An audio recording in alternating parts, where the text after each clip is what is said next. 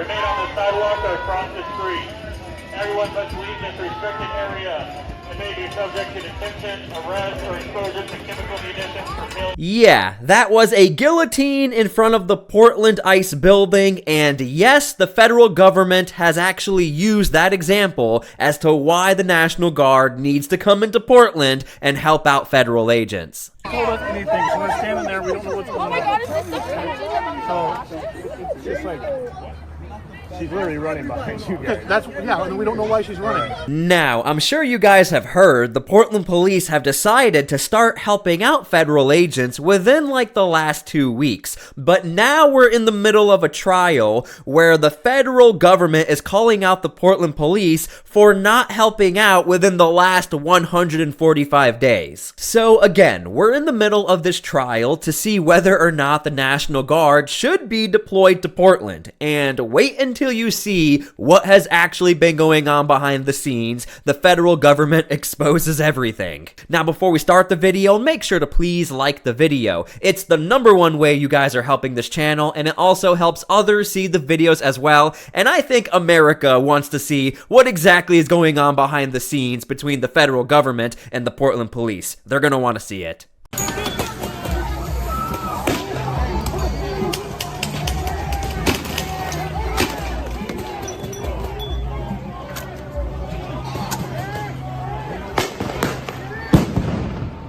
Okay, so before we dig into day 2 of the trial, let me just give you the very quick recap of day 1. Basically, the Portland police has now fully admitted every single time we see tear gas in the area, when federal agents throw tear gas, we're out of there. We cannot help. So this explains why we have never seen the Portland police around anytime we see really intense clashes. But then the Portland police said on day 1 of the trial, a lot of the violence and clashing is due to the federal agents using too much violence against the protesters, shifting the blame to the federal agents for everything that's going on at this Portland ICE building. So you know, going into day 2 of this trial, the federal government is fed up with the accusations, with the lies. The federal government exposes everything. Let's dig into it. Thank you, Katie Davis Court, for covering this whole story. Okay, witness #1 is a very strong witness for the federal government. This is the FPS, Federal Protective Services Deputy Regional 10 Director, identified as initials RC. So this is the guy in charge of protecting federal assets within Regional 10, to include this ICE building. That is his job. Make sure the building doesn't burn down and protect everyone. So, according to RC, you need 180 federal officers alone just to protect this Portland federal ICE building. This has nothing to do with going out into the field and doing ICE operations, deportations. No, just protecting one building. And he talks about incidents such as arson attacks, assaults on agents, unpredictable crowd sizes, attempted breaches of facility, trapping officers. I wonder if we have any videos to back this evidence.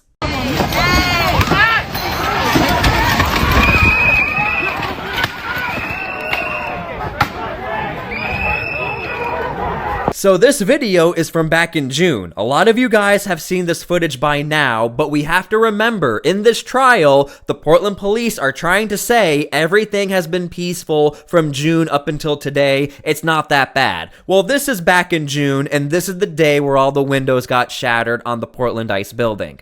Okay, from here, RC gives us a ton of details, and again, kind of throwing the Portland police under the bus. RC testified that there are currently 120 to 180 federal agents deployed to the ICE facility from across several agencies, and the protests occur 24/7. He said rotations initially included 30 days, but were recently cut down to 20 days to give officers rest and mental health breaks. I mean, that's a lot of evidence right there, how aggressive and tough these deployments are. It is a 24/7 operation. You never know what's going to happen. It's not only at the nighttime you need to be worried. They are being watched by drones. They're being watched by cameras. Their families' names are being leaked onto the internet. RC testified that he is aware of at least 40 times the Portland police did not respond to their calls for assistance. This includes life-threatening situations. Now hold on. This seems to be a little bit of a contradiction if the Portland police said on day 1 of the trial, Everything has been generally peaceful. We've been observing. We're in the area. Well, why are they not responding to life-threatening situations? And don't worry, it gets worse. Because back in June, RC said that, hey, we talked to the Portland Police Chief, Bob Day, prior to the June unrest outside of the ICE facility, where he was under the impression that a relationship and expectations had been established. Now, there is a piece of footage out there many people don't know exist, and I have it. The Portland Police, at one point in time, actually were helping out federal agents within this time period. This right here was posted back in June, 6/16. Again, this is the time period we're talking about. The federal agents are arguing, hey, I thought we were cool, you were working with us. Hey, play your fucking job, you fucking loser! So again, just trying to show you guys, there is verifiable evidence the Portland Police at one point in time. And again, this seems to line up with the testimony. It looks like federal agents and the police were cool, but then, again, I've been covering this story when all of this was happening, the police just stopped showing up. And in the trial, he says, when asked if PPP met their expectations once June came around, RC testified no. RC detailed a request for assistance involving a female journalist being harassed and menaced outside of ICE property, but PPP refused to respond. I think they might be talking about Katie Davis Court, but they did not say specifically. There were other female journalists at the time on the ground. I'm not going to pull up that footage, but we do have it.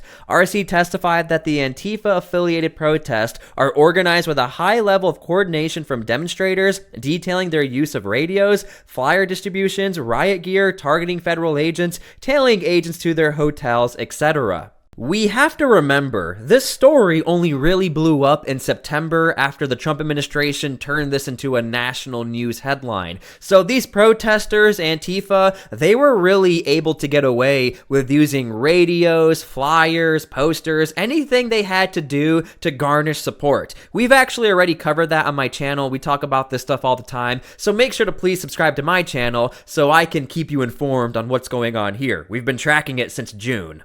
Okay, so RC says he supports the deployment of the National Guard to the Portland ICE facility, saying the move would allow assisting federal agencies that are already short-staffed to leave and do their jobs. And again, if the Portland Police are going to use this argument, why can't the federal agents? Because the Portland Police keep saying, well, we don't have the manpower, but we also can't help. Now, as we scroll down, we have a second witness, again, another powerful witness. He is the FPS DHS commander, identified as initials WT. WT assumed the role of incident commander at the ICE facility from July to late September. So I'm sure he knew what was going on in June, but from July to September, I'm sure he has a whole receipt of all of the incidents. Okay, so WT says that during his time as incident commander, unlawful protest occurred every night. He detailed agitators engaging in violent protest activity, impeding vehicles, trespassing, calling on officers to take themselves out, hurling racial slurs, vandalizing property. WT testified that he supports the National Guard deployment, saying, manpower at the facility has not been adequate to my liking, and it's been difficult to keep a safe perimeter around the facility. Okay, so we have to remember, although the ICE Portland building is like a super fortress, it's quite literally like a castle, this building was never intended to be protested 100 plus days in a row, and there would be people trying to light it on fire. And we know this building was never intended to be protested for 100 days in a row because of the security gaps this building has. And we're not leaking anything. This has already been exploited throughout the months. You have this gate right here where protesters used to walk up on this front gate, place their cameras, and film everything they can see. We also have to point out again, because this building is so massive, you have this back area right here, which is also very exposed if protesters want to do anything back here. Now, you probably know we never really see anything happening back here, but again, some things work for this building, some things don't. The fact that it's massive, yeah, that could be good, but we also have to remember that exploits a lot of gaps for protesters in which they have exploited before.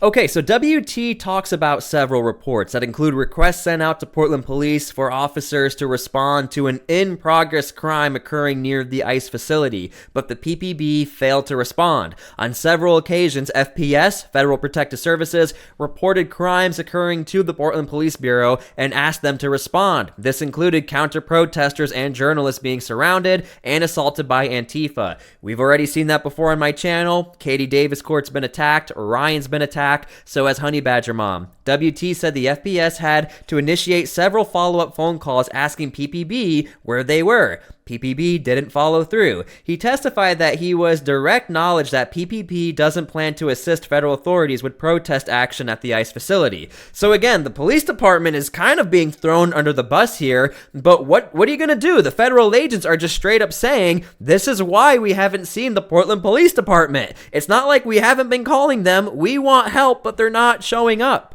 Now, I find this very interesting. WT actually talks about the guillotine incident, which also included protesters equipped with shields forming a human chain to block the driveway to prevent federal authorities from exiting. Again, this was filmed by Katie Davis Court, and even the Trump administration, when they saw this, they're like, what the heck is going on in Portland? During cross-examination, the attorney for the city of Portland suggested that it's not against the law to carry bats and shields or placing a guillotine in the road. Nobody is suggesting that, but imagine your house has been surrounded by bats and shields, everyone's wearing masks, oh, nothing's illegal here. You might want to do some preventative measures, and that's why the National Guard, the Trump administration is arguing for the National Guard to come in. We're not trying to clash, we're trying to prevent the clash, but within context, we know what's happening. It's only been happening for the last several months here. Okay, so WT did say that placing a guillotine in the road is in fact against the law and classifies as disorderly conduct. He said it's not against the law to carry bats and shields, but suggested it points to protesters not planning on being peaceful. And again, we can use this in our everyday lives. Imagine you're walking on the street and across the street from you are 500 protesters who are doing this and are eyeing you down, look pretty angry, and we know that before that's happening, within the last 100 days, there's been clashes. We have to look at things within context and reality, but this is where it also gets interesting. I don't know if you guys remember, all of a sudden there was a vehicle that ended up in front of the Portland ICE facility. The person in the vehicle just ran away, and of course this was called in to an EOD squad. Now the Portland police did actually send somebody in to help and inspect the vehicle, make sure there's no devices in the vehicle. However, the Portland police did not actually close off the roadway. That was up to the federal agents to close off the roadway. So the point that the federal agents made in the trial is, yeah, we're happy you came to help, but you won't even go as far as to protect your own roadway. You're gonna force the federal agents to do it. And by the way, in the middle of this incident, watch what happened. And this is why we need to look at things in context. Well, the industry, right? The natural resources, right? They own the country.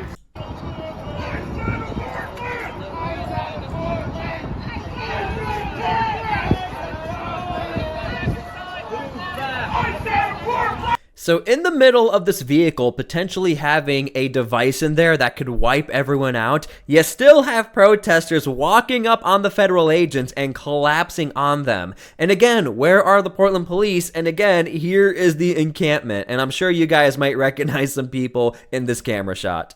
Now, for those of you that have stuck around, you're about to watch a video I know a lot of people have never seen. This is from 6/8, the beginning of June. The Portland police in front of the building.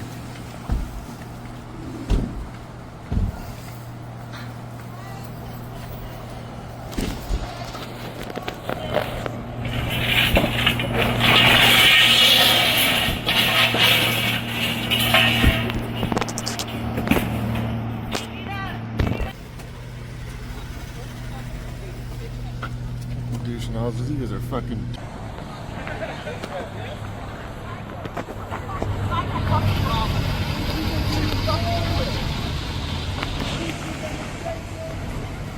We don't see this anymore. Again, the question is, what happened? Why all of a sudden is there no communication? No one's working together? Because it looks like people are working just fine together. What happened behind the scenes? Why are we not seeing communication or working together anymore between the Portland police and federal agents?